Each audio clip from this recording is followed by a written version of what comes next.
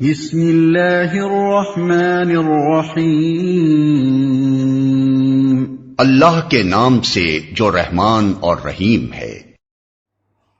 السلام علیکم ورحمۃ اللہ، نحمدہ ونصلی علی رسولہ الکریم۔ اعوذ باللہ من الشیطان الرجیم، بسم اللہ الرحمن الرحیم۔ رب اشرح لی صدری ویسر لی امری واحلل عقدۃ من لسانی یفقہوا قولی۔ رب زدنی علما، رب زدنی علما، اللہم رب زدنی علما نافعا۔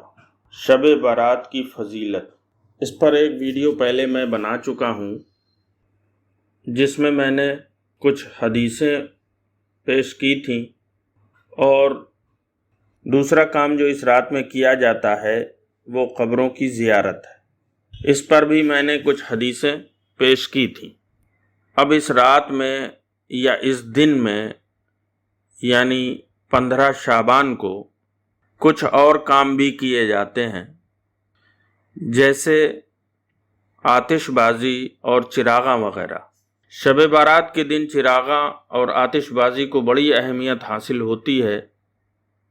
شب بارات کی آمد کا اس کے ذریعے اعلان ہوتا ہے، امت محمدیہ اس پر اپنی جائز کمائی کو صرف کرتی ہے اور اشرف و فضول خرچی کا مظاہرہ کر کے شیطان کے بھائی بنتے ہیں، جبکہ حقیقت یہ ہے کہ یہ سراسر ہندوانہ تہوار دیوالی کی نقالی ہے۔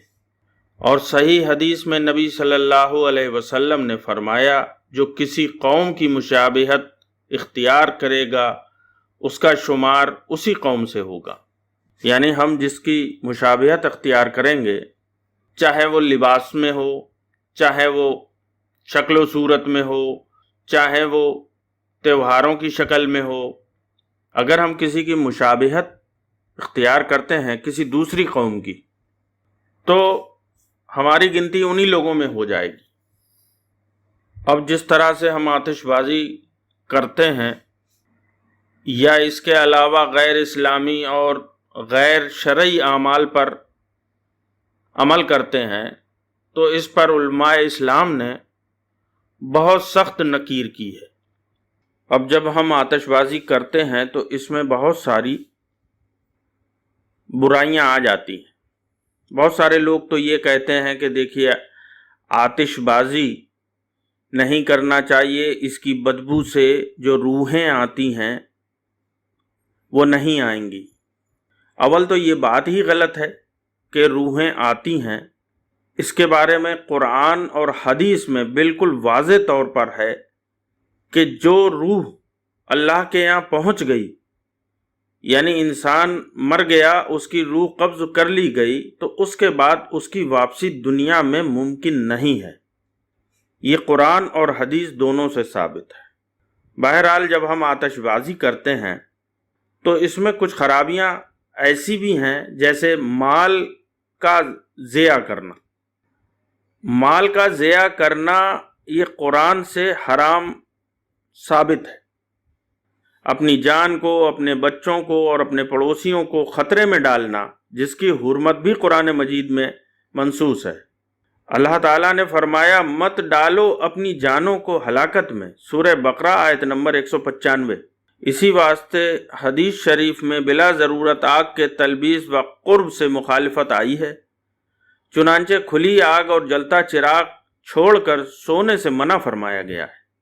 یعنی آپ کھلی آگ اور چراغ کو چھوڑ کر نہ سوئیں، اس کے لیے منع فرمایا گیا ہے۔ جو ہم آتش بازی جلاتے ہیں تو ان میں کاغذ کا بھی استعمال ہوتا ہے، اور ہمیں یہ معلوم نہیں ہوتا ہے کہ یہ کاغذ کون سا استعمال ہو رہا ہے۔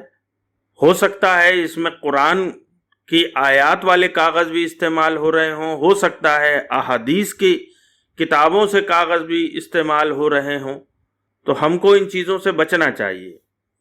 بہت ساری آتش بازی ایسی ہوتی ہے جو اوپر کی اور چھوڑی جاتی ہے، جو اوپر سے کئی بار لوگوں پر گرتی ہے، جس سے ان کو چوٹ لگتی ہے، ان کو اذیت پہنچتی ہے۔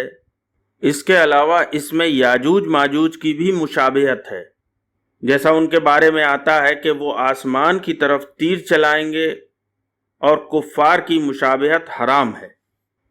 شب برات کے موقع پر یہ عام مشاہدہ ہے کہ نہ سمجھ لوگ دکانوں، مکانوں، محفلوں، مسجدوں اور قبروں میں خوب روشنی کرتے ہیں۔ آنکھوں کو چکا چوند کر دینے والے رنگ برنگے قمقموں پر بے تحاشا صرف کیا جاتا ہے۔ ٹھیک یہی کام دیوالی کے موقع پر غیر مسلموں کے یہاں ہوتا ہے۔ اس لیے ائمہ دین نے اس عمل کو غیر شرعی اور بدعت قرار دیا ہے اور اس پر سخت نکیر کی ہے۔ علامہ حافظ سیوطی لکھتے ہیں کہ منکر بدعتوں میں سے یہ ہے کہ بہت سے ملکوں میں سال کی معروف راتوں میں مثلاً شب بارات، نصف شعبان کو بڑی بڑی قندیلیں جلاتے ہیں، جس کی وجہ سے بہت سے مفاسد پیدا ہوتے ہیں۔ مثلاً اہتمام کے ساتھ کثرت سے آگ جلا کر مجوسیوں کی طرح بیٹھنے کی مشابہ ہے۔ غلط جگہ مال ضائع کرنا، اس کے نتیجے میں بہت سی مساجد میں بچوں اور نکموں کی بھیڑ لگتی ہے، کھیل کود و شور شرابہ ہوتا ہے۔ ایسے لوگ بھی مسجدوں کے قریب آتے ہیں جن سے مسجدوں کی بے حرمتی ہوتی ہے اور گندگی پیدا ہوتی ہے۔ اس کے علاوہ اور بھی بہت ساری خرابیاں ہیں جن سے مسجدوں کو محفوظ رکھنا واجب ہے۔ مشہور حنفی عالم ملا علی قاری رحمۃ اللہ علیہ شرح مشکات میں لکھتے ہیں کہ اس رات چراغاں اور زیادہ روشنی کرنا ایک قوم برا جو مکہ میں رہتی تھی اس کی ایجاد ہے۔ یہ لوگ اصل میں آتش پرست تھے۔ جب اسلام لائے تو انہوں نے بری رسم اسلام میں داخل کر دی تاکہ مسلمانوں کے ساتھ نماز میں آگ کو سجدہ کرے۔ آگے لکھتے ہیں کہ شریعت میں اس رات چراغاں کرنے کا کوئی ثبوت نہیں ملتا ہے۔